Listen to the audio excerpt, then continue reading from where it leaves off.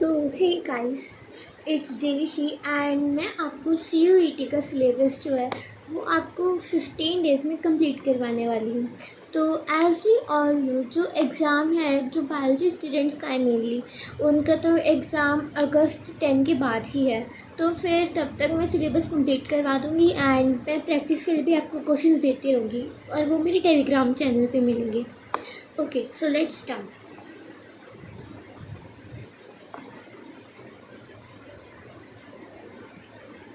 तो पहले हम ये देख लेते हैं कि CUET का सिलेबस क्या है।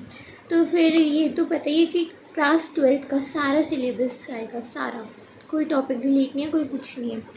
तो फिर हमारा जो है ये भी आएगा, ये देख लो, यूनिट 6 आएगी, unit 7, unit 8, unit 9 and unit 10 ये सब आएंगे। ओके, तो फिर आज हम principle of inheritance and variation से स्टार्ट करने वाले हैं। तो फिर पहले इस चैप्टर में है क्या मेनली, ये चैप्टर हमारे को deals with inheritance and variation of character from parents to offspring. तो जैसे इनहेरिटेंस पता है आपको, जो आपको मम्मी पापा से मिलता है, और कि हम अपने मम्मी पापा जैसे क्यों दिखते हैं, और बहन भाई जो है वो सिमिलर क्यों होते हैं, वो जीन्स का काम होता है। वो सारे इस चैप्टर में बताया कि जीन्स कैसे डिस्कवर हुए एंड दैट ऑल। तो फिर मेंडल्स लॉ ऑफ इनहेरिटेंस, सबसे पहले आपको ग्रेगोर मेंडल के बारे में तो पता ही होगा। तो फिर ग्रेगोर मेंडल ने क्या किया था, उसने पी प्लांट को और क्या बोलते हैं, पाइसम सेटिवम, इसने इस प्लांट पे काम किया था। और इसने फिर धीरे धीरे जीन्स की। तो फिर इसने क्या करे थे, 7 पेयर्स ऑफ कॉन्ट्रास्टिंग ट्रेट्स उसने लिए थे। और वो क्या क्या थे, seed shape, seed colour, flower colour, pod shape, pod colour, flower position, stem height. और इसमें से एक जो था वो कम्प्लीटली डोमिनेंट था और एक जो था वो कम्प्लीटली रिसेसिव था। तो फिर सीड शेप में राउंड सीड जो था वो डोमिनेंट ट्रेट था, और जो रिंकल सीड था वो रिसेसिव ट्रेट था। ऐसे ही सीड कलर में जो येलो कलर था वो डोमिनेंट ट्रेट है, और जो ग्रीन कलर है वो रिसेसिव ट्रेट है। ऐसे ही सारे आएंगे। ओके, सो अब टेस्ट क्रॉस करने से पहले हम मोनोहाइब्रिड क्रॉस समझ लेते हैं। तो फिर मोनोहाइब्रिड क्रॉस ने क्या किया था, मोनोहाइब्रिड क्रॉस मतलब कि F1 जनरेशन तक ही बस। तो फिर उसने 2 टॉल टी प्लांट्स लिए और 2 ड्वार्फ टी प्लांट्स लिए, जो कि होमोजाइगस थे। होमोजाइगस मतलब कि जो जिनके पेरेंट्स टॉल हैं वो मतलब सारे ही टॉल आ रहे हैं, मतलब बिल्कुल प्योरली टॉल है, उसमें कोई भी स्मॉल वाले नहीं है। तो फिर उसने बिल्कुल 2 टॉल टी प्लांट्स लिए और एक बिल्कुल ड्वार्फ टी प्लांट लिया। तो फिर हम जो डोमिनेंट होते हैं टॉल टी प्लांट है, तो फिर हमने उसको कैपिटल टी से रिप्रेजेंट किया है, एंड जो ड्वार्फ होता है उसको हमने स्मॉल टी से रिप्रेजेंट किया है, क्योंकि वो रिसेसिव ट्रेट है। सो अब उसने क्या किया, इन दोनों को लिया और इन दोनों को क्रॉस करवाया। तो फिर हमारे पास क्या है रिजल्ट्स,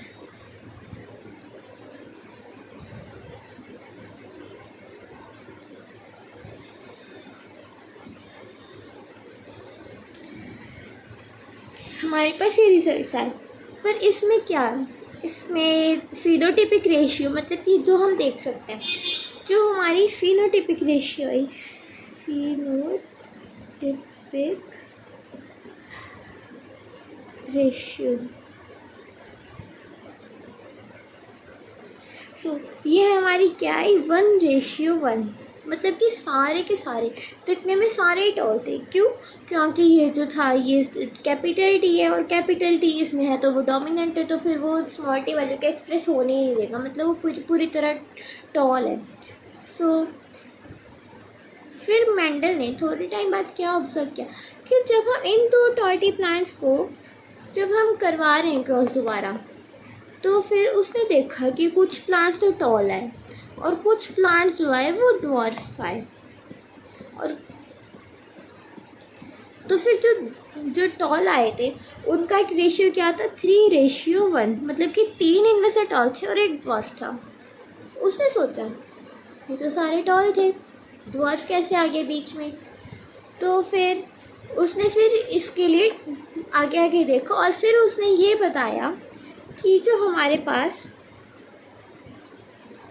एक मिनट इसको रब करना पड़ेगा ऊपर वाले को।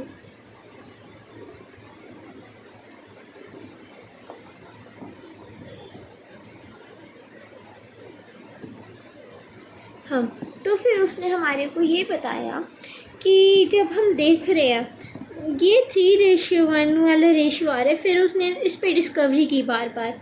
तो फिर उसने ये देखा कि जो है हम ये जो कैपिटल टी और स्मॉल टी है इसको उन्होंने फैक्टर्स बुलाया, और एक टी जो है वो इसको एलील बुलाया, और 2 टी आ जाते तो वो पेयर हो जाते, तो फिर इसको उसने क्रोमोसोम बुलाया। तो फिर उसने यही देखा कि हम जो है सिर्फ एक से नहीं, हम पूरे 2 एलील्स होते हैं, पेयर ऑफ एलील्स होते हैं जिनसे आगे चलते हैं जनरेशन। तो अब हमारा नेक्स्ट टॉपिक है टेस्ट क्रॉस।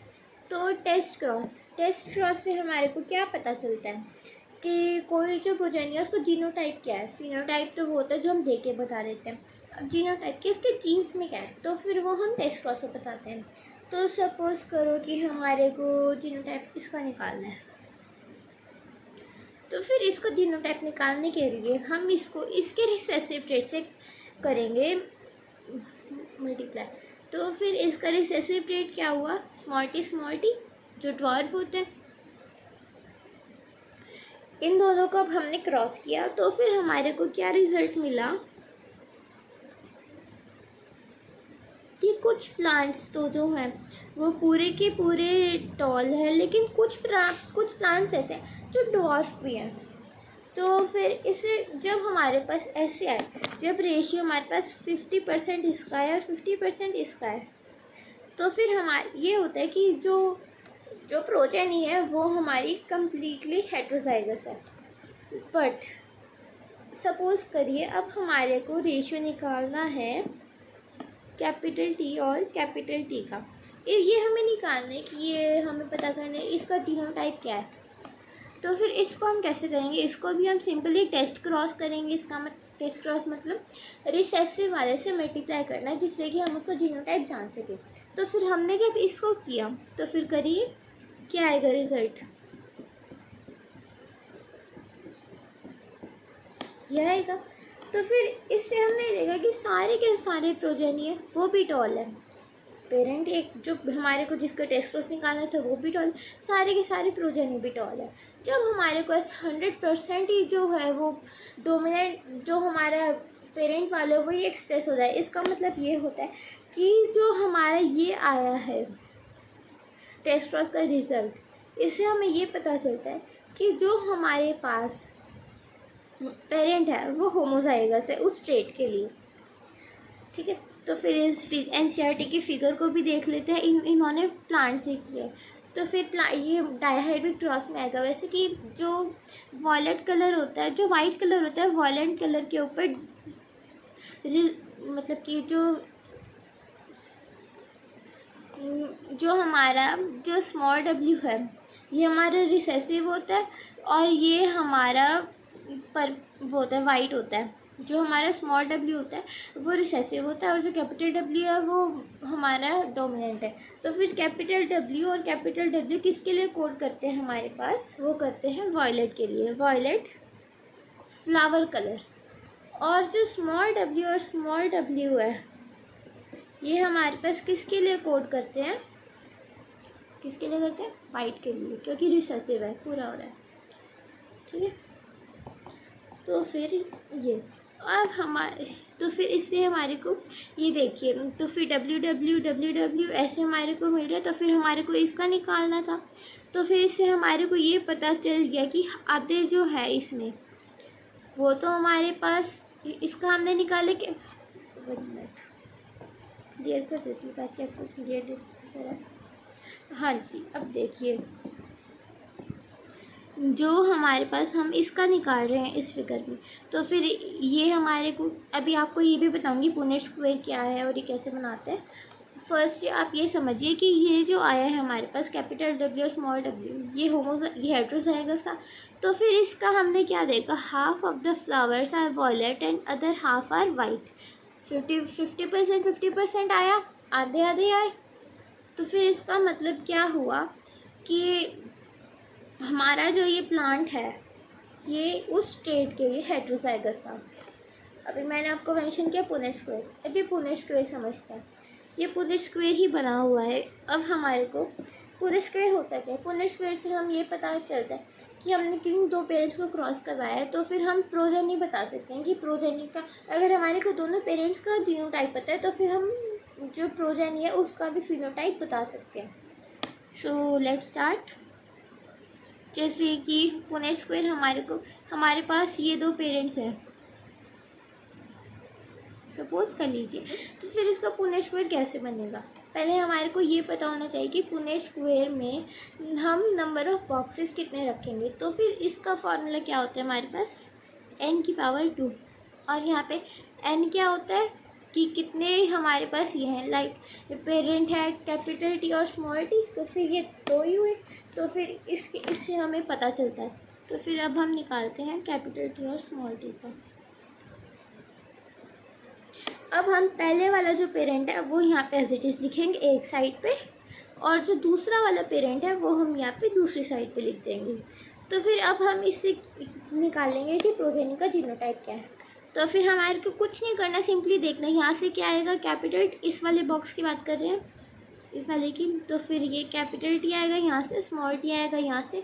तो फिर जो हमारे पास प्रोजेनी है उसका जीनोटाइप क्या बन जाएगा, कैपिटल टी और स्मॉल टी। जब यहाँ से कैपिटल टी आ रहा है लेकिन यहाँ से तो स्मॉल टी आ रहा है, तो फिर इस बॉक्स का क्या बनेगा, कैपिटल टी और स्मॉल टी।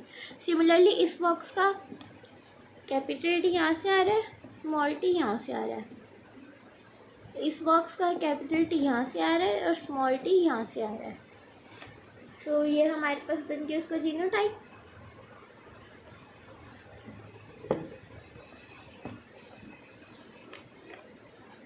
सो अब हम आगे चलते हैं। अब अगला हमारे पास क्या है, ये वैसे इम्पॉर्टेंट नहीं है बट जस्ट मैं आपको बता देती हूँ क्योंकि एनसीईआरटी में गिवन है। सो ये क्या हो रहा है, ये हम तब यूज़ करते हैं जब हमारे को जो प्रोजेनी है एज यूज बाय मेंडल कि जो हमारी प्रोजेनी है हमें उसको ये नहीं कि ये किसी के भी साथ करते, तो फिर उसको हम स्पेशल मेथड से कि जो हमारे को मेल चाहिए और जो हमारे को फीमेल चाहिए उनको ही हम ब्रीड करवाते हैं। तो फिर उसके लिए हम क्या करते हैं, पहले हमने एंथर को रिमूव किया, पहले हमने एंथर्स को रिमूव किया। रिमूवल ऑफ एंथर को क्या कहते हैं, इमैस्कुलेशन। ये आपने डिटेल में मॉर्फोलॉजी वाले चैप्टर्स में पढ़ा होगा, नहीं पढ़ा तो कोई बात नहीं, मैं करवा दूँगी।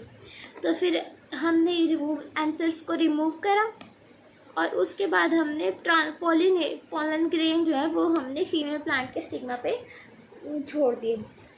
फिर वहाँ से पॉलिनेशन हो गई, तो फिर उससे जो प्रोजेनी हमारे डिजायर्ड प्रोजेनी ही है। अब हमारे पास आता है इनकम्प्लीट डोमिनेंस। अब तक हमने क्या देखा कि जो कैपिटल टी है वो हमारा पूरी तरह डोमिनेट है, जो स्मॉल टी है वो पूरी तरह रिसेसिव है। लेकिन अब हम क्या, पहले तो वो बिल्कुल भी ब्लेंड नहीं कर रहे थे, लाइक कोई या तो पूरा टॉल ही होगा फिर डॉर्फ ही होगा।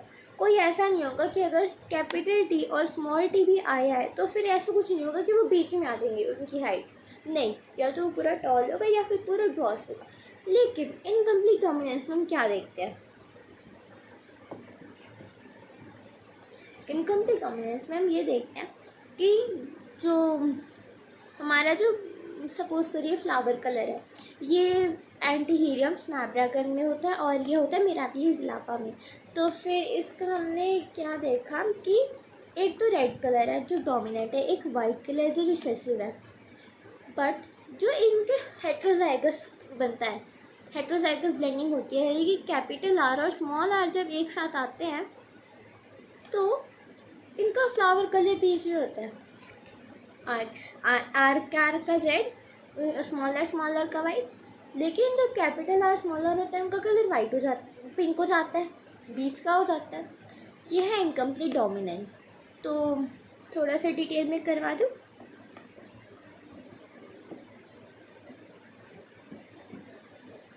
अब हम क्या देखेंगे, सबसे पहले हमने क्या किया, कैपिटल आर और स्मॉल आर को हमने जो है कैपिटल आर और स्मॉल आर ये बताऊँ कैपिटल आर स्मॉल आर कैसे है, बताती हूँ चलो। एक एक चीज़ डिटेल में आपको समझानी है, वो भी with in very short time, है ना। तो फिर लेट्स स्टार्ट। तो फिर हमने कैपिटल आर और कैपिटल आर लिया था, ये पूरी तरह हमने डोमिनेंट वाला ले लिया और एक हमने पूरी तरह रिसेसिव वाला ले लिया। तो फिर हमारे पास यहाँ से क्या आया, हमने इन सबको करवाया। तो फिर यहाँ से क्या आएगा, capital R small R, capital R small R, capital R small R, capital R small R. ठीक है, अब हमने इस कैपिटल आर और स्मॉल आर को दोबारा से करवाया। तो फिर अब हमारे पास क्या बनेंगे, capital R small R, capital R capital R, capital R, ये क्या हुआ,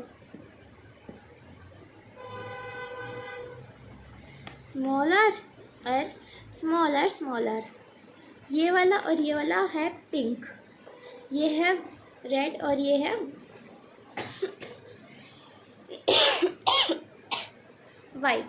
तो फिर हमारे पास एक रेड आया, तो पिंक आया और एक जो है हमारे पास वाइट आया।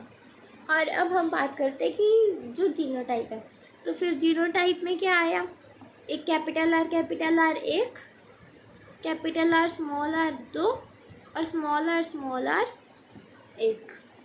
ठीक है, तो फिर इसमें हमने क्या देखा, जीनोटाइपिक रेशियो और फिनोटाइपिक रेशियो बिल्कुल सेम है।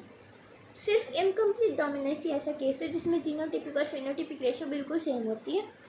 और एक चीज़ और, इनकम्प्लीट डोमिनेंस जो ये मेंडल के रूल्स को फॉलो नहीं करता, बिकॉज मेंडल ने क्या बोला था कि जो ये हमारे पास आते हैं कैपिटल टी स्मॉल टी, इसको उसने फैक्टर्स बोला और ये फैक्टर्स में कोई ब्लेंडिंग नहीं शो करती, बट यहाँ पे तो ब्लेंडिंग शो कर रहे हैं। तो फिर ये मेंडल के जो जितने भी उसने लॉज दिए हैं उसकी एक एक्सेप्शनल केस है। तो फिर और इसके एग्जाम्पल्स भी याद रखने, एक तो है एंटीहीरियम स्नैपड्रैगन एंड एक है मिराबिली जिलापा। ये मिराबिली जिलापा एनसीईआरटी में नहीं है बट ये इम्पॉर्टेंट है। तो फिर अब हमारा नेक्स्ट टॉपिक क्या है, कोडोमिनेंस। कोडोमिनेंस में क्या होता है, F1 जनरेशन जो होती है वो दोनों ही पेरेंट्स को रिजेंबल करती है। दोनों पेरेंट्स को मतलब कि जो हमारे, इसका एग्जांपल से समझते हैं इसको, इसका एग्जांपल होता है ह्यूमन ब्लड ग्रुप। इसके अंदर क्या होता है, IA और IB ये तो डोमिनेंट होते हैं और स्मॉल आई जो होता है ये होता है रिसेसिव। बट अगर हम IA और IB में से देखें तो इसमें ना कोई डोमिनेंट है ना कोई रिसेसिव है। सो अब हम ये देखते हैं कि ये कैसे जाते हैं। सपोज़ करिए IA है हमारे पास, ये आया पेरेंट 1 से और IB आया दूसरे पेरेंट से। तो फिर इस केस में क्या होगा कि जो IA है और IB ये हमारा बनेगा आगे जाके रेशियो जीनोटाइप। इसमें क्या होगा, ऐसा कुछ, इसमें क्या होगा A और B दोनों ही, इसका ब्लड ग्रुप क्या हो जाएगा AB, ना A होगा ना B, मिक्स हो जाएगा दोनों का AB कम्प्लीटली। तो फिर ऐसे ही हम देखते हैं, अगर हम पेरेंट का है IA, पेरेंट 2 का है IA, तो फिर जीन क्या हुआ उसका IA और ब्लड ग्रुप क्या हुआ A। अगर पेरेंट का IA है और पेरेंट 2 का IB है तो फिर जीनोटाइप क्या हुआ IA और ब्लड ग्रुप क्या हुआ AB, ये बताया। तो फिर अब हम ये वाला केस देखेंगे जिसमें पेरेंट का तो IA है और पेरेंट 2 का जो है स्मॉल आई है।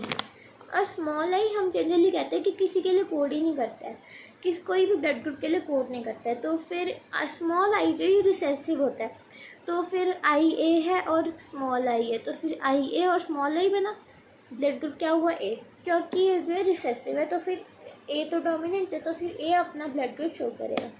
अब बात आती है I, स्मॉल आई और स्मॉल आई है सिर्फ, तो क्या होगा, ना A बनेगा ना B बनेगा ना कुछ और बनेगा, ब्लड ग्रुप बन जाएगा O। इसलिए हम ये भी बोलते हैं कि जो AB ब्लड ग्रुप है ये तो यूनिवर्सल एक्सेप्टर है, क्योंकि इसके पास किसी का भी ब्लड ग्रुप ले सकता है, क्योंकि इसके पास किसी के लिए भी ना A के लिए एंटीबॉडीज़ होंगे ना B के लिए एंटीबॉडीज़ होंगे, तो फिर ये किसी का भी ब्लड ग्रुप एक्सेप्ट कर सकता है। और हम O ब्लड ग्रुप वाले को बोलते हैं यूनिवर्सल डोनर, क्योंकि इसके पास तो कोई I स्मॉल आई है तो फिर ये तो रिसेसिव है, तो किसी को भी साथ कर जाएगा। ओके, अब हम बात करते हैं मल्टीपल एलीव्स की। मल्टीपल एलीव्स में भी हमारे पास क्या होता है, इसमें क्या होता है, ये भी एक तरह से मेंडल का एक्सेप्शनल केस ही है। अब इसके पहले हम ये समझते हैं एलीव्स क्या होते हैं। Alleles genes which code for pair of contrasting traits are known as alleles. जो जीन एक कॉन्ट्रास्टिंग ट्रेट्स मतलब हमारे जो कैरेक्टर है उसके लिए कोड करते हैं, उसको हम एलीव्स बोलते हैं। ये तभी ऑब्जर्व होते हैं जब हम पॉपुलेशन लेवल पे स्टडी करते हैं। और इसमें क्या होता है, एक जो सिंगल जीन रिप्रोड्यूस मोड, ये लाइन गलत आ गई है, ये फिनाइल कीटोन्यूरिया की थी, गलती से लिख दिया कि गलत है, इसको मत करना, ठीक है। तो फिर अब हमारे पास हम देखते हैं कि star synthesis in P plant. P plant में क्या होता है, जो कैपिटल भी है, ये जो है हमारे पास लार्ज स्टार्च ग्रेन्स का होता है, स्मॉल भी स्मॉल स्टार्च ग्रेन का होता है, ठीक। लेकिन जब हम कैपिटल बी और स्मॉल बी की बात करें तो फिर ये क्या होता है, इंटरमीडिएट साइज बन जाता है। एक इसका एग्जांपल हो गया इनकम्प्लीट डोमिनेंस का। लेकिन जब यही सीड मैच्योर होते हैं तो क्या होता है, ये जो है मेंडल के लॉ को फॉलो करने लग जाते हैं। कैपिटल बी राउंड होता है, capital B small B wrinkled होता है, स्मॉल बी भी रिंकल्ड होता है। इसमें तो कंप्लीट डोमिनेंस आ गई, ठीक है। तो फिर ये लाइन एनसीईआरटी की है और ये बहुत बहुत इम्पॉर्टेंट है। तो फिर ये हम कैसे देखेंगे, therefore if starch green is considered as the phenotype, then from this angle the genes show incomplete dominance. दोबारा पढ़ोगे, if starch grain is considered as the phenotype, then from this angle they show incomplete dominance. अगर हम इसकी बात करें starch synthesis की, starch grains की बात करें तो फिर वो तो इनकम्प्लीट डोमिनेंस है। लेकिन अगर हम स्टार्च ग्रेन के साइज़ की बात करें तो फिर वो है कंप्लीट डोमिनेंस, ठीक है। अब नेक्स्ट हमारा नेक्स्ट है dihybrid cross. Dihybrid cross क्या होता है, जो F2 जनरेशन तक चलता है। मोनो हाइब्रिड तो सिर्फ F1 तक चलता था, डाई हाइब्रिड जो वो दोनों तक चलता है। तो फिर इसके लिए हमने क्या किया, अब इसके लिए हमने डाई हाइब्रिड क्रॉस वैसे बना हुई दिखा देती हूँ, चलो। इसमें उसने क्या किया, कैपिटल आर और कैपिटल वाई, कैपिटल आर देखिए, कैपिटल आर जो होता है वो राउंड सीड शेप के लिए होता है, small R wrinkle seed shape के लिए, capital Y yellow seed colour और small Y green seed colour के लिए होता है। तो फिर अब जो राउंड सीड शेप है ये हमारे पास डोमिनेंट होता है, और जो हमारे पास रिंकल सीड शेप है ये हमारे पास रिसेसिव होता है। ऐसे येलो सीड कलर जो है वो डोमिनेंट है, और येलो और ग्रीन सीड कलर जो है वो हमारे पास रिसेसिव है।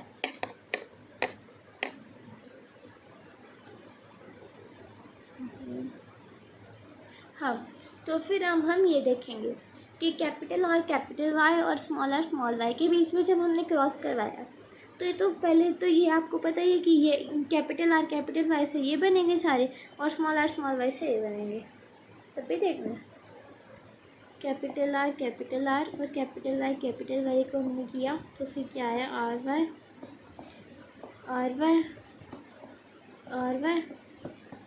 वाई।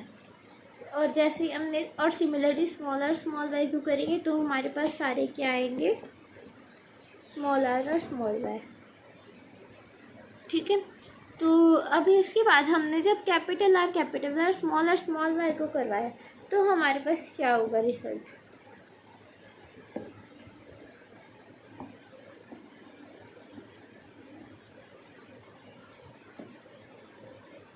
तो फिर अब हम देखते हैं। तो फिर कैपिटल आर और स्मॉल आर और क्या लिखते हैं,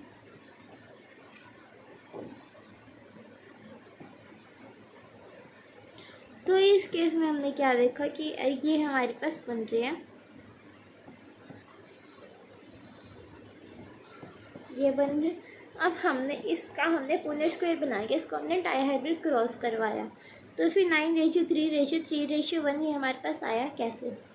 यहाँ पे हमारे जो ऊपर बन रहे थे ये 4 चीज़ें, ये हमने यहाँ पे नीचे लिख दी और यहाँ पे भी लिख दी। तो फिर अब हमारे पास क्या होगा, capital R capital Y capital R, फिर हमने जब कैपिटल आर कैपिटल वाई और कैपिटल आर कैपिटल वाई कर, तो फिर ये बना। अब फिर हमने क्या स्मॉल आर कैपिटल वाई और स्मॉल आर कैपिटल वाई का किया, तो फिर हमारे पास ये बना। एंड सिमिलरली ऐसे ही जब हमने फिर काउंट किया तो फिर हमारे पास क्या रिज़ल्ट आया कि जो हमारे पास राउंड येलो, यानी कि राउंड तो ये भी होंगे, राउंड येलो ये भी हो सकता है।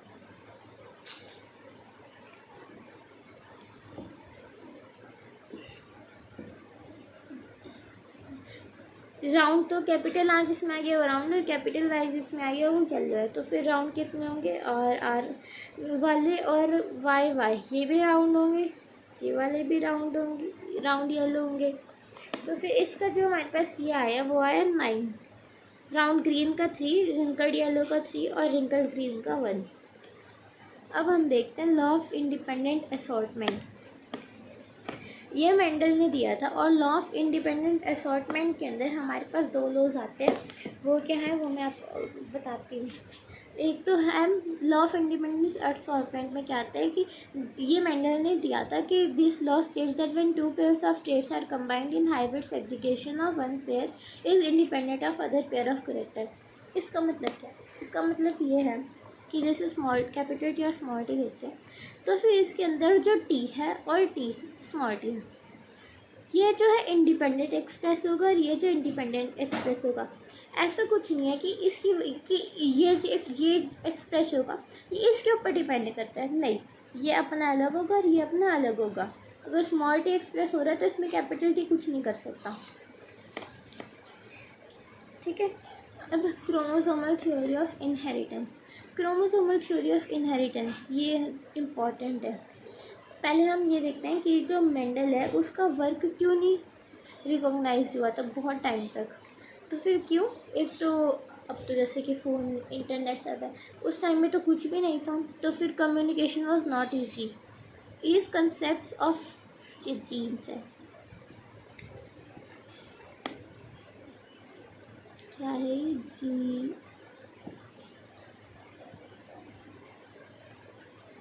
GENS, ये जीन्स वाला जीन्स है।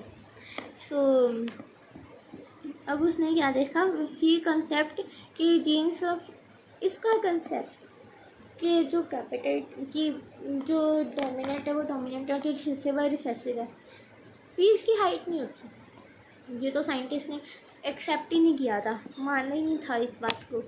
And third point, Mendel's approach of using mathematics to explain biological phenomena was totally new and unacceptable. Biology में भी मैथ्स स्टार्ट है, तो फिर वो भी उस टाइम में पहले तो वो एक्सेप्ट ही नहीं किया था किसी कि बायोलॉजी में मैथ्स भी डल सकते हो, ठीक है। और उसने he could not provide any physical proof for existence of factors. उसने बोल दिया था हाँ ठीक है, वो ऐसे ऐसे फैक्टर्स आते हैं, जो कैपिटल टी या स्मॉल टी है वो फैक्टर्स आते हैं, बट वो कोई भी इसका प्रूफ नहीं दे पाया था। फिर 1990 में क्या हुआ, 1990 तक तो बहुत टेक्नोलॉजी में भी एडवांसमेंट हो गया था और सब हो गया था। तो फिर ये 3 साइंटिस्ट थे, Hugo de Vries, Correns and von Tschermak, independently discovered Mendel's result on inheritance of characters. They worked on cell division and chromosome movement during the meiosis. उन्होंने क्या किया कि मेंडल का जो काम था उसको उन्होंने देखा, ऑब्जर्व कर लिया, ठीक है। अब उस टाइम तक तो टेक्नोलॉजी भी बहुत एडवांस हो गई थी, तो फिर उन्होंने अपना सेल डिवीज़न की सेल कैसे डिवाइड होते हैं, वो मियोसिस, माइटोसिस, एनाफिस, मेटाफेज, वो उन्होंने क्रोमोसोम्स की मूवमेंट जो है माइक्रोस्कोप के अंदर ऑब्जर्व की थी। तो फिर उसने क्या देखा, वॉल्टर सटन एंड थ्योरी बोगरी, इन्होंने क्या नोटिस किया कि जो जीन्स का बिहेवियर है सिमिलर है, जैसा कि मेंडल ने एक्सप्लेन किया था। तो फिर अब और एक बहुत इम्पॉर्टेंट लाइन है।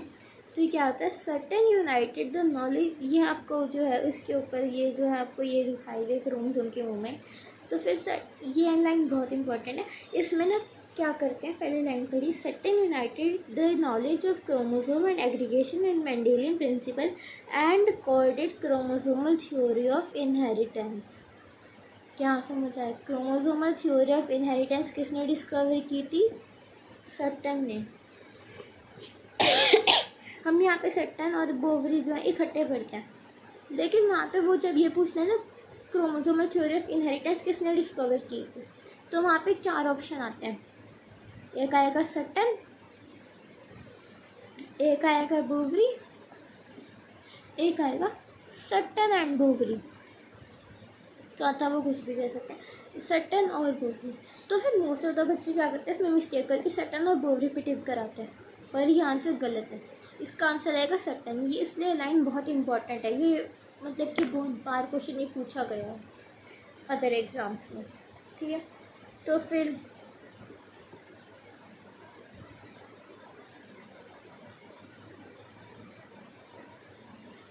अब हम आते हैं ड्रोसोफिला मेलनगेंस्टर पे।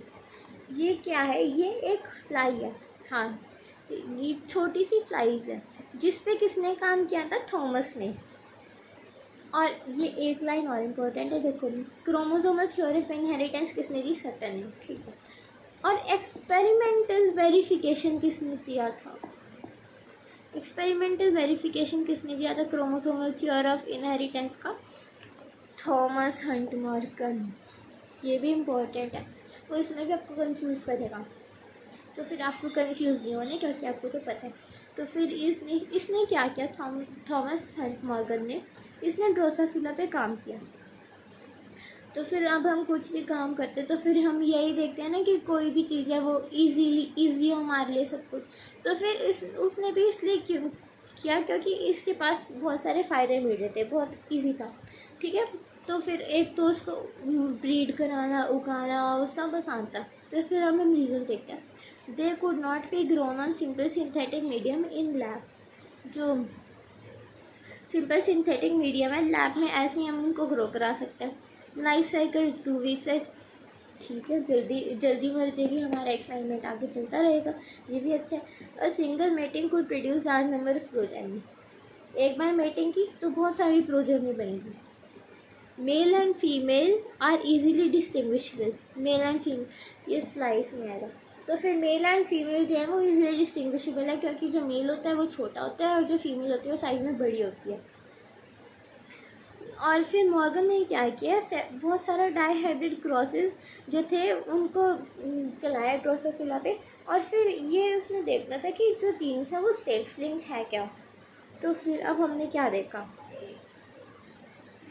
एक बहुत बड़ी बात सामने आई कि ड्रोसोफिला में जब उसने येलो बॉडी और वाइट आई को क्रॉस किया ब्राउन बॉडी और रेड आई से, ये फीमेल है कि मेल है, तो जब उसने इन दोनों को क्रॉस किया तो फिर एक बात सामने कि जो रेशियो वो तो मेंडल वाला रेशियो आया ही नहीं। जो पेरेंटल जीन कॉम्बिनेशन है वो 98.7 है और जो रिकॉम्बिनेंट है वो 1.31 है, ठीक। फिर उसने दोबारा किया, वाइट आई और मिनिएचर विंग लिया इस बार और रेड आई और लार्ज विंग लिया। तो फिर इसमें जो पेरेंटल टाइप थी वो 62.8 और रिकॉम्बिनेंट टाइप थी 37.2। पेरेंटल टाइप मतलब कि जो पेरेंट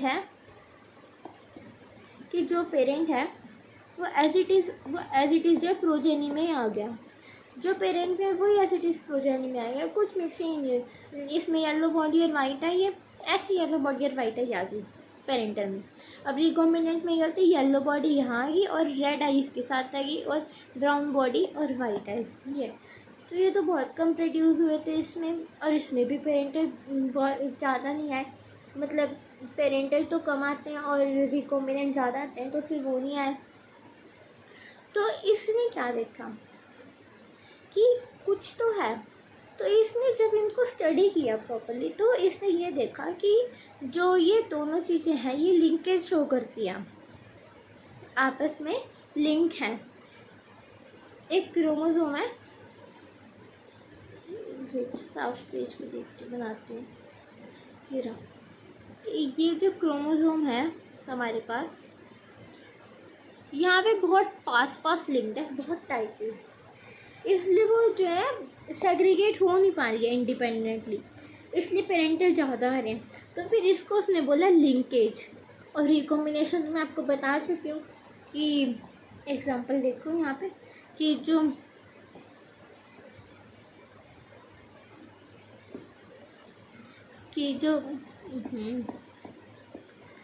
जो येलो बॉडी है और वाइट आई है, इसमें क्या होगा, रिकॉम्बिनेंट में क्या होगा कि येलो बॉडी फीमेल की आएगी और रेड आई मेल की, और ब्राउन बॉडी आएगी और वाइट आई आएगी। ये होता है रिकॉम्बिनेंट। तो इसने ये दो टर्म कॉइन की थी। ठीक है, क्या पढ़ते हैं। Morgan attributed this to physical education or linkage of two genes and coined the term linkage to describe the physical association of genes on chromosome, कि जो जीन्स हैं वो कितने टाइटली लिंक्ड हैं उसको उसने डिस्क्राइब किया था। और term recombination to describe the generation of non parental combination.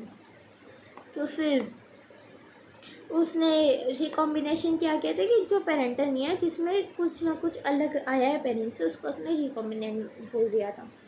अब जेनेटिक मैपिंग क्या होती है, it refers to the process of determining the location of genes on chromosome, कि किसी क्रोमोसोम पे जीन्स कहाँ पे है, यहाँ पे है, यहाँ पे है, यहाँ पे है, यहाँ पे, कहाँ पे है, उसको हम किससे आइडेंटिफाई करते हैं, जेनेटिक मैपिंग से। ठीक है, और ये किसने डिस्कवर की थी, एल्फ्रेड स्टुअर्ट ने। ठीक है,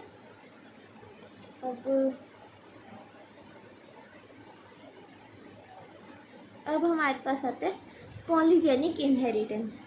पॉलीजेनिक इनहेरिटेंस क्या होता है कि जो हमारे पास होते हैं traits that are generally controlled by 3 और more genes called polygenic traits. इसमें क्या होता है, अब तक तो हमने यही देखा था कि हमारे जो जीन्स हैं वो 2 से है, लेकिन इसमें क्या होता है, इसमें 3 से होते हैं। तो फिर इस कंडीशन को क्या बोलते हैं, पॉलीजेनिक ट्रेट्स। इसका एग्जाम्पल क्या है, ह्यूमन हाइट है।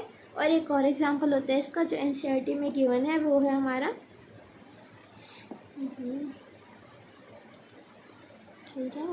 Human skin colour. ठीक है, तो फिर अब ह्यूमन हाइट तो आपको पता है कि ऐसा तो नहीं कि कोई बिल्कुल टॉल है और कोई बिल्कुल डॉर्फ है, बीच में भी हाइट होती है, सबकी हाइट वेरी करती है। तो फिर ये एग्जांपल हो गया हमारा पॉलीजेनिक इनहेरिटेंस का, कि इसमें बीच में भी आते हैं, हाँ इनकम्प्लीट डोमिनेंस भी कह सकते हैं। तो अब हम क्या देखेंगे कि ह्यूमन स्किन कलर हम यहाँ पे डिस्कस कर रहे हैं।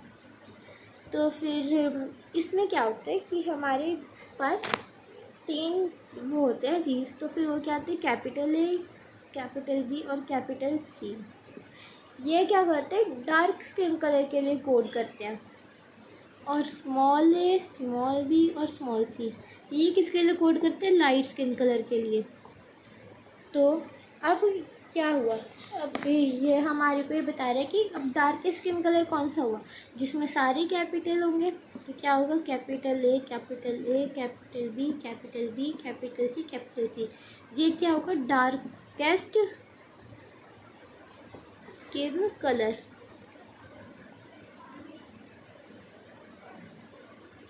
लेकिन अब small a, small a, small b, small b, small c, small c, ये क्या होगा, लाइटेस्ट स्किन कलर। क्या होगा, लाइटेस्ट स्किन कलर। और जितने भी हमारे बीच में आएंगे,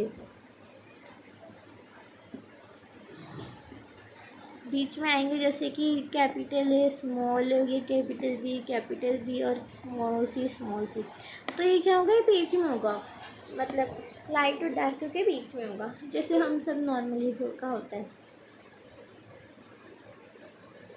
अब हम बात करते हैं प्लियोट्रॉपी की। प्लियोट्रॉपी क्या, अब तक हमने ये देखा था कि जो एक जीन है वो सिर्फ एक ही पे इफेक्ट डाल रहा है, जैसे वो मतलब स्टेम की हाइट कंट्रोल कर रहा था, वो स्टेम की हाइट ही कंट्रोल करेगा। और अगर वो किसी प्लांट के कलर के लिए कर रहा है, सीड की शेप के लिए कर रहा है, तो वो उसी के लिए करेगा। लेकिन अब हम क्या देखेंगे, कोई एक जीन है, एक के लिए नहीं, वो बहुत सारे के लिए कोड कर रहा है। जैसे कि आप प्लियोट्रॉपी में देखते हैं, प्लियोट्रॉपी में क्या होता है, एक हमारे पास जीन होता है, ठीक है। अब वो जो है वो एक से ज़्यादा इफेक्ट शो करता है। तो फिर when a single gene can express multiple phenotypic expression, it is called pleiotropy. अभी इसका एक एग्जांपल से समझेंगे हम इसको, फिनाइलकेटोन्यूरिया।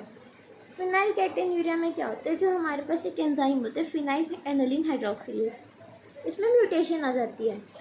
तो इसकी वजह से क्या होता है, ये जो है अपना काम प्रॉपर कर नहीं पाता। तो फिर इसकी वजह से क्या होता है, हमारे पास फिनाइल एनालिन होता है, जो फिनाइल एनालिन हाइड्रोक्सिलेज में कन्वर्ट होकर टायरोसिन बनाता है, और टायरोसिन आगे जाके मेलानिन बनाता है। अब मेलानिन क्या होता है, जो हमारी स्किन कलर के लिए जो रिस्पॉन्सिबल है, एक केमिकल होता है, जो जीन्स जो होता है हमारे, वो उस केमिकल के लिए कोड करते हैं, और उससे हमारा जो ये स्किन कलर आता है। बट फिनाइलकेटोन्यूरिया में क्या होता है, जो फिनाइल एनालिन होता है, ये वो फिनाइल एनालिन हाइड्रोक्सिलेज की वजह से टायरोसिन में कन्वर्ट होता है। लेकिन अब तो यहाँ पे फिनाइल एनालिन हाइड्रोक्सिलेज ही बंद हो गया, म्यूटेशन हो गई इसकी। तो फिर ये क्या करेगा, फिनाइल एनालिन जो है फिनाइल पायरुविक एसिड में कन्वर्ट हो जाएगा। तो फिर फिनाइल पायरुविक एसिड जो है आगे जाके बॉडी में एक्यूमुलेट होता रहता है और टॉक्सिन बन जाता है, और जिसकी वजह से क्या होता है, मेंटल रिटार्डेशन और हेयर फॉल होने लग जाती है हमारी। और जो इसका टॉक्सिन जो एक्यूमुलेट होता है, ये हमारे यूरिन के थ्रू भी हमारे को नज़र आता है। तो फिर उसको हम उसी तरह से टेस्ट करते हैं। अब हम बात करते हैं सेक्स डिटर्मिनेशन की। सेक्स डिटर्मिनेशन में हैंकिंग जो है, उसने एक्स बॉडी डिस्कवर की थी, वो भी 1891 में। तो फिर अब हम ये देखते हैं मेल हेट्रोगेमेटी। मेल हेट्रोगेमेटी मतलब कि जो मेल है वो हेट्रोगेमेटी है, यानी कि फीमेल तो एक ही टाइप के गमीट प्रोड्यूस कर रही है, लेकिन मेल जो है वो दो टाइप के गमीट कर रहा है, या फिर कर ही नहीं रहा, एक कर रहा है, एक नहीं कर रहा, ठीक है। तो फिर इसका एग्जाम्पल क्या है, ह्यूमस और ग्रास होते हैं। ह्यूमस में क्या होता है, ये तो आपको पता ही है कि फीमेल जो होता है इसके एक्स होता है, और मेल जो होता है इसके एक्स वाई होता है। तो फिर इसमें देखो, मेल के पास दो टाइप है, इसलिए मेल हेट्रोगेमेटी। ग्रास ऊपर में क्या है, फीमेल के पास एक्स है और मेल के पास एक्स ओ है। एक्स ओ मतलब कि कोई गमीट है ही नहीं, मतलब कि मेल के पास एक्स ओ है, अगर मेल से एक्स जाएगा तो फीमेल बनेगी, और अगर ओ जाएगा, कुछ भी नहीं जाएगा, तो फिर वो मेल बन जाएगा। तो फिर इसमें मेल के पास है नहीं, मेल की वजह से इस एक्स डिसाइड हो जाए, तो फिर इसको भी हम क्या बोलेंगे, मेल हेट्रोगेमेटी। अब हम बात करते हैं फीमेल हेट्रोगेमेटी। स्पेलिंग मिस्टेक अगेन, ई भी आएगा यहाँ पे। फीमेल हेट्रोगेमेटी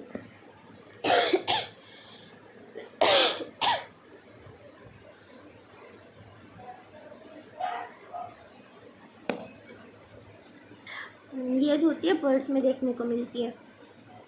इसमें क्या है, फीमेल है, और फीमेल का क्या होता है, फीमेल हेट्रोगेमेट होती है, यानी कि फीमेल दो टाइप के क्रोमोसोम प्रोड्यूस करती है, एक होता है जेड और एक होता है डब्ल्यू, जबकि मेल एक ही टाइप के क्रोमोसोम प्रोड्यूस करते हैं, वो होता है जेड, ठीक है।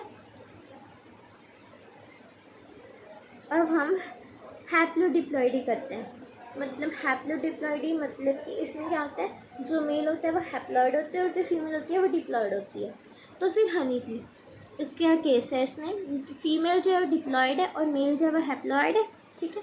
तो फिर इसमें हम कैसे होती है, अगर फीमेल है, फीमेल डिप्लॉइड है, फीमेल जो है वो मियोसिस करके अपने जो है क्रोमोसोम करती है, और उसके जो है दो हैप्लॉइड प्रोड्यूस कर देती है।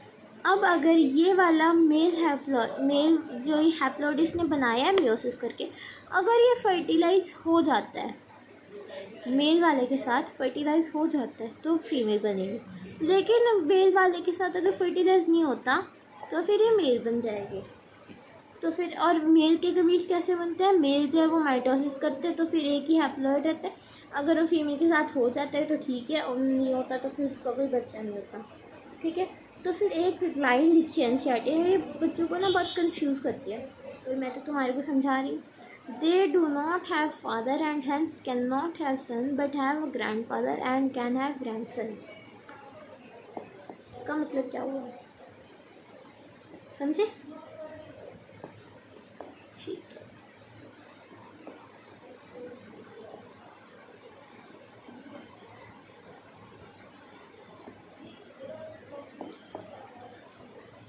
देखो, they do not have a father.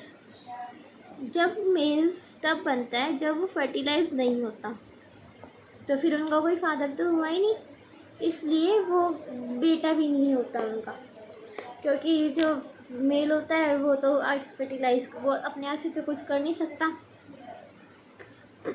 But have a grand father, पर इनका ग्रैंड फादर तो है, ये मेल है, इसका ग्रैंड फादर तो है, इसलिए ग्रैंड सन भी है, इसका ग्रैंड सन, इसका पोता भी होगा। ठीक है, अब हम कर रहे हैं पेडिग्री एनालिसिस।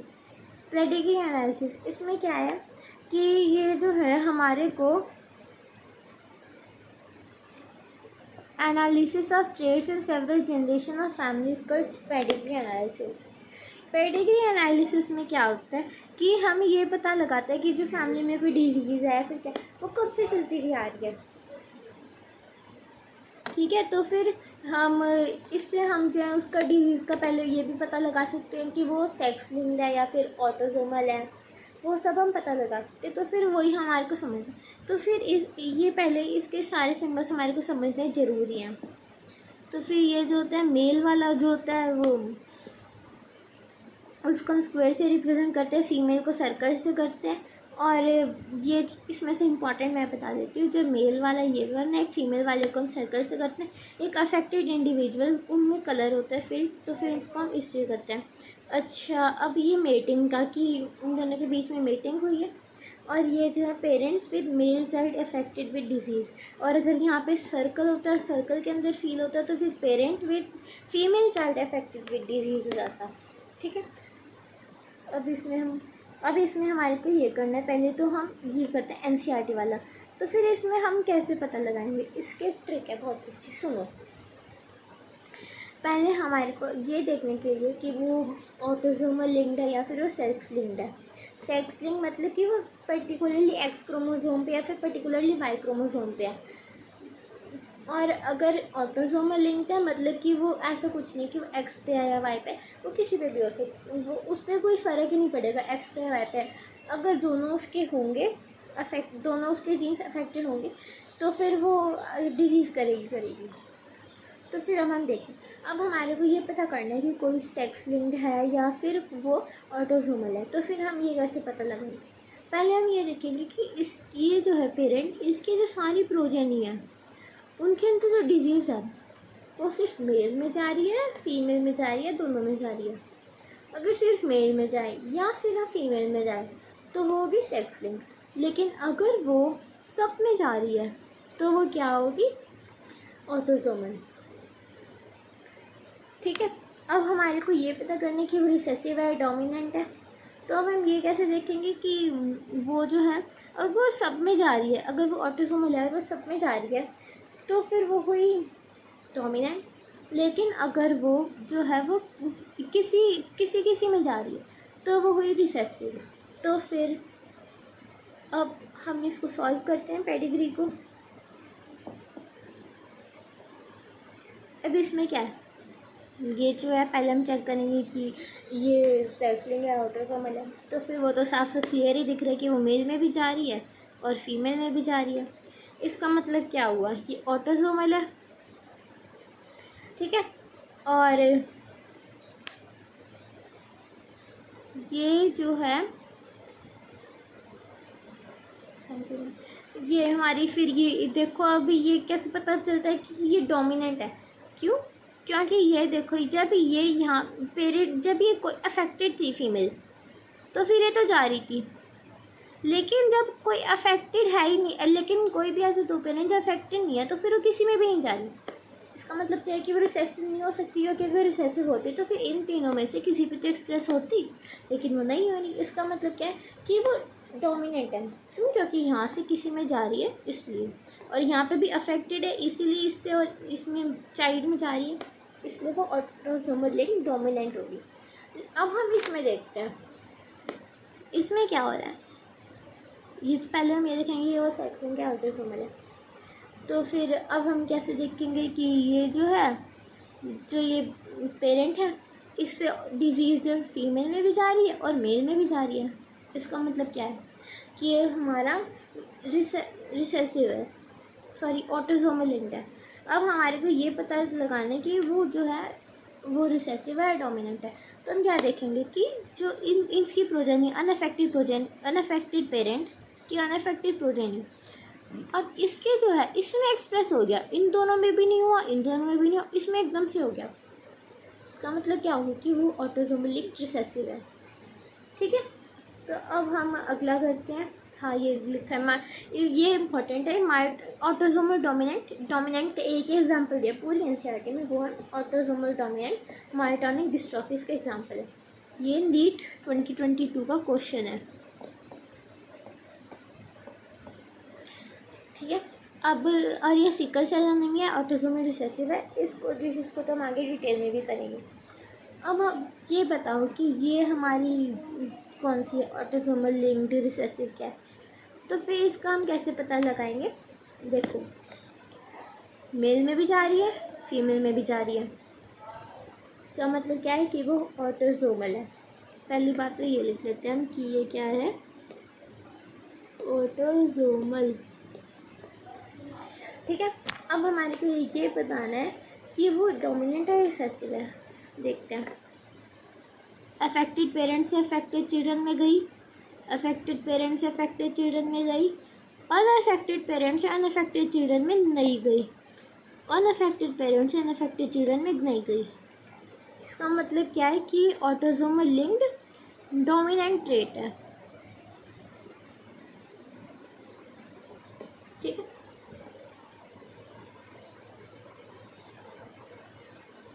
अब हमारे को ये बताना है कि ये कैसी है। अब हम इसमें देखेंगे कि ये जो है पेरेंट्स से किस में जा रही है। पेरेंट्स से तो सिर्फ मेल में ही जा रही है।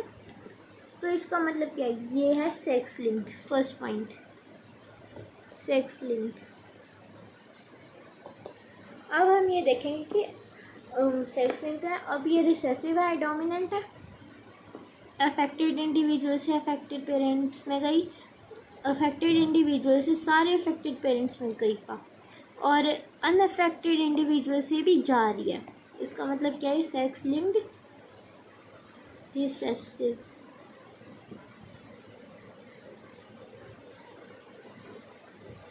एक ये वाला भी सॉल्व करते हैं, सबको बिल्कुल क्लियर हो जाएगा। पेडिग्री के कोई क्वेश्चन का भी तंगी नहीं करेंगे।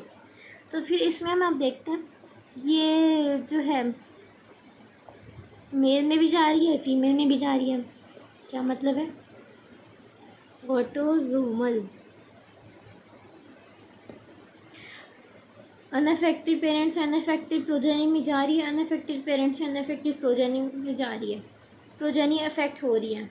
तो फिर ये क्या हुई, ऑटोसोमल लिंक्ड रिसेसिव। ठीक है, अब पेडिग्री हमारा हो चुका है। अब हम करते हैं मेंडेलियन डिसऑर्डर। मेंडेलियन डिसऑर्डर में क्या होता है कि जो मेंडल के रूल्स को फॉलो करते हैं, कि ये जो होते हैं, ये वाले इस टाइप के जो होते हैं, ये क्या होते हैं, कॉज फॉर अल्ट्रेशन और mutation in the single gene. सिर्फ एक जीन में या तो कुछ चेंज आएगी या फिर वो जीन म्यूटेट हो गया, सिर्फ उसी से होते हैं मेंडेलियन डिसऑर्डर। और इसमें क्या क्या आता है, haemophilia, cystic fibres, sickle cell anaemia, colour blindness, phenylketonuria, thalassaemia. तो फिर इसमें से हम सिस्टिक फाइबर्स के अलावा बाकी सारे डिजीज हम डिटेल में करेंगे। तो फिर अब हम स्टार्ट करते हैं। अब पहली डिजीज़ आती है हमारी कलर ब्लाइंडनेस।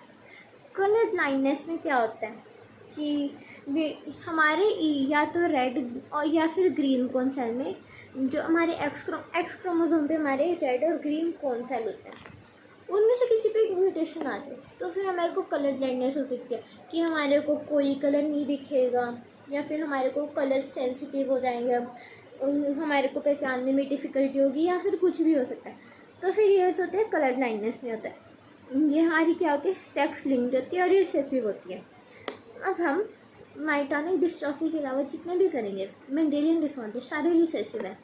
ठीक है, अब ये क्या, सेक्स लिंक्ड रिसेसिव है। इसका जो क्रोमोसोम होता है ये वाला, ये एक्स पे होता है, और जो वाई के ऊपर डोमिनेंट है। मतलब कि अगर एक्स मेल जो है वो XCY है, XC मतलब कि अफेक्टेड, कलर ब्लाइंड का जीन है। तो फिर अगर XY है तो फिर इसका मतलब कि मेल को होगा। लेकिन XC और X है, इसका मतलब क्या है कि तो रिसेसिव है, तो फिर ये एक्सप्रेस नहीं होगा।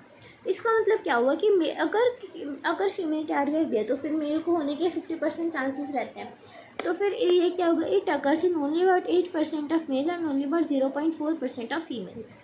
क्योंकि मेल में तो फिर भी चांसेस है, लेकिन फीमेल में तो बिल्कुल ही चांस नहीं, क्योंकि फीमेल के लिए होने के लिए हमारे को क्या चाहिएगा कि a daughter will not be colour blind unless her mother is a carrier and her father is a colour blind. कि उसके फादर को कलर ब्लाइंड होना ज़रूरी है। क्यों? क्योंकि उसके फादर को जो XC वाला क्रोमोसोम होना चाहिए, और अगर XC वाला क्रोमोसोम फादर के पास है तो वो कलर ब्लाइंड होगा। और मदर के पास, मदर भी एटलीस्ट कैरियर तो होनी चाहिए XC, तभी जाके तब भी 50% के चांसेस हैं कि उसके जो प्रोजन है वो कलर ब्लाइंड हो। ठीक है, अब हमारे पास आते हैं हीमोफीलिया। हीमोफीलिया में क्या होता है? In this disease a single protein that is a part of cascade protein involved clotting of blood is affected। कि जो एक कैस्केडिया प्रोटीन मतलब ग्रुप ऑफ प्रोटीन जो हमारे ब्लड जो है वो कहीं से चोट लग जाती है तो खून बहना स्टार्ट हो जाता है। तो फिर वो ब्लड की क्लोटिंग को रोकना, मतलब कि ब्लड रोकना उस चोट से, उसको हम क्लॉटिंग बोलते हैं। तो फिर वो जो ब्लड रोकना है ना, वो ये इफेक्ट हो जाता है। इसका मतलब क्या हुआ कि हमारे उनके मान लो कि तुम्हारे के जरा सा कहीं भी ना इंजेक्शन तुम्हारे कहीं भी जोरों से चोट लगी जिसमें से खून आ रहा है, तो खून बहता ही रहेगा। वो ब्लीड मतलब कि जब तक तुम वो अपने आप तो वो रुकने वाला है ही नहीं, क्योंकि उसके अंदर क्लॉटिंग फैक्टर ही नहीं है।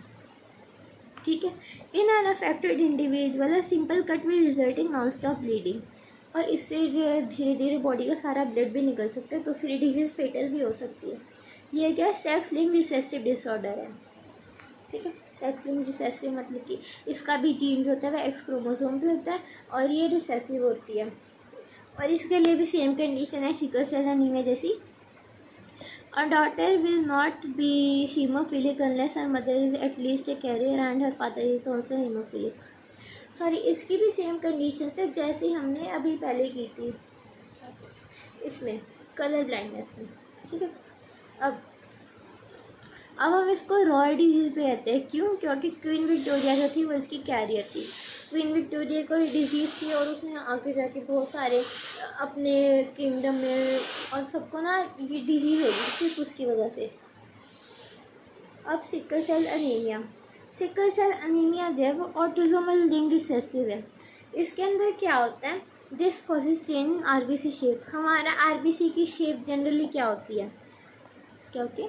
वाई कनकेव शेप होती है। और सिकल सेल अनीमिया में क्या हो जाती है? वो शेप ऐसी की जगह ऐसी हो जाती है, ऐसी। एक मिनट, हाँ, ऐसी हो जाती है इसकी शेप ना सिकल सेल एनीमिया की। तो फिर सिकल सेल एनीमिया में आरबीसी की शेप हो जाती है ऐसी। तो फिर ये क्या होता है? This is called by change in RBC shape. RBC की शेप चेंज हो जाती है। और एक ये होती है cause by substitution of glutamic acid by valine at exposition of beta globulin chain. जो हमारा ग्लूटामिक एसिड होता है वो जो इसको ना याद करने की ट्रिक भी है। पहले आप ये समझो कि जो हमारी बीटा ग्लोबुलिन चेन होती है उसके अंदर कहीं पे हमारे पास ग्लूटामिक एसिड होता है। कहीं पे हमारे पास क्या होता है? Glutamic acid. अब वो ग्लूटामिक एसिड की जगह वो म्यूटेट हो जाता है और उसकी जगह हमारे पास क्या लग जाता है? आके चेन, यहाँ पे क्या लग जाता है? वेलिन। अब इसमें वो क्या करते हैं? इसको ना कंफ्यूज कर देते हैं। वो ना ये लिखते हैं कि it is called by substitution of valine by glutamic acid. नहीं, it is called by substitution of glutamic acid by valine. ये आपको लर्न रखना है। तो फिर इसका याद करने की एक ट्रिक भी है। देखो, जब हम ABCD ऐसे करते हैं अल्फाबेटिकल ऑर्डर में, G पहले आता है, B बाद में आता है। इसको आप ऐसे याद करो कि जो G है वो हमारे पास पहले आता है। इसका मतलब क्या है कि G है वो पहले है हमारे बॉडी में पहले से है। लेकिन बाद में वी आता है कि वी जो आता है उसको म्यूटेट सब्सटीट्यूट हो जाता है ग्लूटामिक एसिड की जगह, ग्लूटामिक एसिड को बहुत अच्छा निकल और वहाँ पे लग जाता है वरीन, बाद में आता है, इसलिए वो जाए बाद में आके म्यूटेशन कर देता है और इसकी वजह से आरबीसी की शेप ऐसी हो जाती है, वो सिकल सेल एनीमिया कॉज कर देती है। ठीक है, it can be transmitted from parent to offspring and both the parents are at least a carrier for the gene, कि दोनों जो पेरेंट्स हैं उनको एटलीस्ट कैरियर तो होना चाहिए तभी वो होंगे, क्योंकि ये रिसेसिव है और ऑटिज्म लिंक्ड है। ठीक,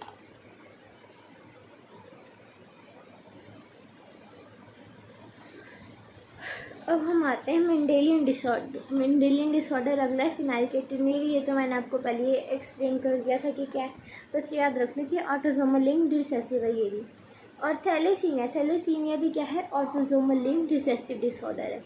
ये जो it can be transmitted from parent to offspring and both the parents are at least a carrier for the gene. जब दोनों पेरेंट्स जो है एटलीस्ट कैरियर हो उसके, तो फिर ये पेरेंट्स से ऑफस्प्रिंग में जा सकती है। क्यों? क्योंकि ऑटोसोमल लिंक्ड है, तो फिर दोनों पेरेंट्स को एटलीस्ट कैरियर तो होना पड़ेगा। और रिसेसिव है इसलिए दोनों पेरेंट्स का जब जीन मिलेगा तभी जाके ये हो, इसमें थैलेसीमिया होगा। ठीक है, it is caused by formation of abnormal haemoglobin molecule resulting in anaemia which is the characteristic of disease. Caused by कि जो एबनॉर्मल जो हमारा हीमोग्लोबिन नॉर्मली प्रोड्यूस हो रहा था उसकी जगह उसमें कुछ चेन म्यूटेशन आ जाती है। ठीक है, और उसकी वजह से जो हमारे अंदर ब्लड की कमी होने लग जाती है, एनीमिया होने लग जाता है। ठीक है, ये जो है क्वांटिटेटिव प्रॉब्लम है। ठीक है, यहाँ पर ये दो टाइप के होता है थैलेसीमिया। कौन कौन से? अल्फा थैलेसीमिया और बीटा थैलेसीमिया। अब अल्फा थैलेसीमिया की बात करें तो ये HbA1 और HbA2 पे से कंट्रोल होता है और ये क्रोमोसोम नंबर 16 पे होते हैं। ठीक है, और ये लेस अल्फा ग्लोबुलिन मॉलिक्यूल्स इसमें प्रोड्यूस होते हैं, इसलिए अल्फा थैलेसीमिया होता है। और बीटा थैलेसीमिया में क्या होता है, ये HBB पे जीन्स है उसकी वजह से ये होता है, कंट्रोल करता है। और इस क्रोमोसोम नंबर, ये जो जीन है वो क्रोमोसोम नंबर 11 पे होता है और इसमें जो बीटा ग्लोबुलिन मॉलिक्यूल वो कम प्रोड्यूस होते हैं। ठीक है, अब हमारे नेक्स्ट आता है क्रोमोसोमल डिसऑर्डर। क्रोमोसोमल डिसऑर्डर में क्या आते हैं, पहले समझो एनीप्लॉइडी और पॉलीप्लॉइडी। एनीप्लॉइडी मतलब कि एक क्रोमोसोम कम रह जाना, पॉलीप्लॉइडी मतलब एक सेट ऑफ क्रोमोसोम ज़्यादा चले जाना, या फिर एक या दो भी हो सकते हैं। तो पॉलीप्लॉइडी क्यों होती है? It is due to failure of cytokinesis after telophase stage of cell division. आपने 11th क्लास में सेल साइकिल एंड डिवीज़न में पढ़ा होगा, तो फिर वहाँ पे साइटोकाइनेसिस के जो साइटोकाइनेसिस नहीं होता, टीलोफेज हो जाती है, लेकिन टीलोफेज के बाद साइटोकाइनेसिस नहीं होता, तो फिर सेल जो है वो अपना पॉलीप्लॉइड हो जाता है और ये जो है प्लांट्स में देखने को मिलता है। और एनीप्लॉइडी में क्या होता है कि it is due to failure of segregation of chromatids during the cell division. Cell divide हो रहा होता है, उसके अंदर जो क्रोमेटिड्स होता है उनकी डिवीज़न जब नहीं होती तो फिर उसको हम बोलते हैं एनीप्लॉइडी। और ये हम एनिमल्स, ह्यूमंस, इन सब में देखने को मिलता है। तो फिर ये जो है हमारे पास तीन है हमारे पास क्रोमोसोम डिसऑर्डर्स हमारे पास 3 है। तो फिर ये कौन कौन सी है? टर्नर सिंड्रोम, क्लाइनफेल्टर और डाउन सिंड्रोम। तो फिर हम सबसे पहले टर्नर सिंड्रोम करते हैं। एब्सेंस ऑफ 1X क्रोमोसोम, यानी कि जो क्रोमोसोम है एक X क्रोमोसोम एब्सेंस हो जाता है, मतलब कि या तो फादर से एक X नहीं आता या फिर मदर से एक X नहीं आता, उसकी वजह से जो है हमारे पास टर्नर सिंड्रोम होता है। तो फिर इसमें होता है उसकी वो क्या बन जाती है, फीमेल XO बन जाती है, एक X आता है दूसरी जगह पे कुछ भी नहीं आता। ठीक है, और ये जितने भी हैं इस क्रोमोसोमल डिसऑर्डर में सारे के सारे स्टेराइल है, मतलब कि वो आगे प्रोजेनी नहीं प्रोड्यूस कर सकते और इनकी ओवरीज रुडिमेंट्री होती है, मतलब कि ओवरीज प्रॉपर नहीं होती, ये मतलब कि नहीं प्रॉपर आगे जाके बच्चा बना सकती है। और lack of secondary sexual characters, यानी कि जैसे प्यूबर्टी के टाइम पे जो भी चेंजेस आते हैं वो टर्नर सिंड्रोम वाली फीमेल को नहीं आते। अब इसके बाद आते हैं क्लाइनफेल्टर सिंड्रोम। क्लाइनफेल्टर सिंड्रोम में क्या होता है, presence of additional X chromosome. X वैसे तो क्या आना था, XY आना था, फिर क्या होता है क्लाइनफेल्टर में एक और X आ जाता है। ठीक है, तो फिर ये क्यों होता है, सॉरी, इसमें क्या होता है फिर ओवर मैस्कुलिन डेवलपमेंट हो जाती है, यानी कि बनना तो उसको फीमेल था लेकिन उसके अंदर वो बनना तो उसको मेल था लेकिन उसके अंदर फीमेल भी आ जाता है। तो फिर ओवरऑल तो इसमें मैस्कुलिन डेवलपमेंट ही होते हैं, लेकिन इसमें गायनेकोमेशिया भी आ जाता है। गायनेकोमेशिया क्या होता है कि जो उसकी ब्रेस्ट है वो जो है वो फीमेल जैसी हो जाती है, बाकी सब कुछ मेल जैसा ही होता है उसमें, ठीक है। ये भी स्टेराइल होते हैं, प्रोजेनी नहीं प्रोड्यूस कर सकते। अब डाउन सिंड्रोम क्या होता है, क्योंकि जो उसकी 21st क्रोमोसोम है उसकी ट्राइसोमी हो जाती है। ये आपको कैरियोटाइप में भी दिखाया हुआ है, ये 21 वाला क्रोमोसोम है, बाकी सारे तो 2-2 ही हैं सारे के सारे, लेकिन इसमें क्या होता है 21 वाले में 3 आ जाते हैं, तो ट्राइसोमी होगी, तो फिर इसको हम बोलेंगे ट्राइसोमी ऑफ 21st क्रोमोसोम, तो फिर इसको हम बोलते हैं डाउन सिंड्रोम। तो ये जो था इसको फर्स्ट टाइम डिस्क्राइब किसने किया था, लैंगडन डाउन ने, कि ऐसा 21st क्रोमोसोम के ट्राइसोमी हो जाते हैं डाउन सिंड्रोम में, ठीक है। अब इसके सिम्टम्स क्या है, सिम्टम्स यहाँ पे वैसे शो भी करे हुए हैं आपको, ठीक है। Cat short stature with small round head, height उसकी छोटी होती है और उसका हेड जो होता है वो छोटा हो जाता है और वो पूरा राउंड हो जाता है। और फरोड टंग ये दिखा रखी है, जब उसकी टंग ऐसे मुड़ी रहती है, ठीक है। और पार्शियली ओपन माउथ, उसका माउथ जैसे हम तो नॉर्मली ऐसे रखते हैं माउथ अपना, पर जो डाउन सिंड्रोम वाले बच्चे वो ऐसे रखते हैं, ठीक है। और उनकी ब्रॉड पाम होती है विद कैरेक्टरिस्टिक पाम क्रीज होती है। फिजिकल, साइकोमोटर और मेंटल डेवलपमेंट, मतलब कि उनकी जो मेंटल या फिजिकल डेवलपमेंट है उस पर इफ़ेक्ट पड़ता है, वो रिटार्ड हो जाती है, ठीक है। और आपको ऐसा नहीं है कि अगर कोई भी ऐसा इसको बोलते हैं कैरियोटाइप, ठीक है। ऐसा नहीं है कि आपको कोई यहाँ पे कोई भी ऐसा दिखे तो तुम जो है वहाँ पे डाउन सिंड्रोम टिक कराओ, नहीं, तुम्हारे को पहले ऑब्जर्व करना है कि ये क्या है।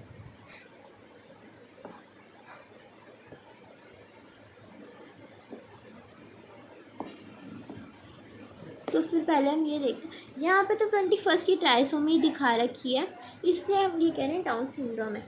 लेकिन अगर हमारे को यहाँ पे XX है, ये हमारे पास X क्रोमोसोम है और X ये रहा, ठीक है, ये X ये रहा, और X के साथ ये तो 2 X है और इसके साथ एक जो हमारे पास Y क्रोमोसोम भी यहाँ पे एडिशनली दिखा दे, तो फिर उसको हम बोलेंगे कि वो डाउन सिंड्रोम नहीं है, वो हमारे पास आएगा हमारा क्लाइनफ्लेंटर सिंड्रोम, क्लाइनफ्लेंटर सीरा, ठीक है। और अगर हमारे को सिमिलरली यहाँ से ये X है और यहाँ से जो एक X उड़ा दे, ऐसे कर दे सिर्फ, तो ये क्या हो जाएगा हमारा टर्नर सिंड्रोम, क्यों, क्योंकि इसमें XO है, ठीक है। तो फिर यहीं पे जो है हमारा चैप्टर ख़त्म होता है। सो